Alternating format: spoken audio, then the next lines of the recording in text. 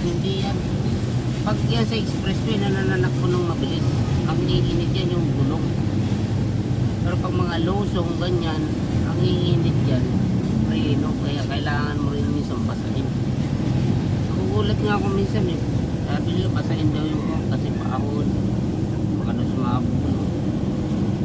Wala naman, di naman yan namin preno. Ay hindi naman yan. Ito, kapang pagong. Ahon. Palusong, ang mainit yan, preno. Diba? Pero karamihan, ganyan na nakikita ko pag babiyaya ko ng bagyo. Ganyan ang mga kanila. Eh, siguro sa bigat rin yan eh.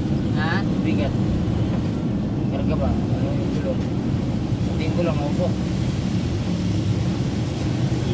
Ko lang. Kasi pagka kinapa ko yung gulong doon, hindi naman umiinit. Ang umiinit yung pag mga preno.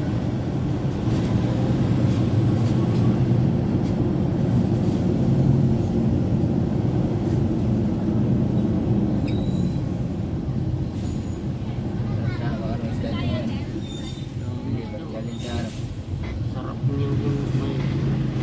Kaso di ka pa di makikilig eh. Late na kalsada eh.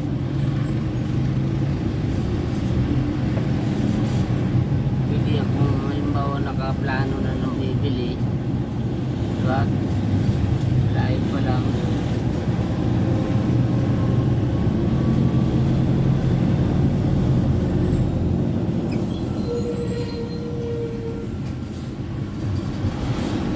Live pa lang bumaba na.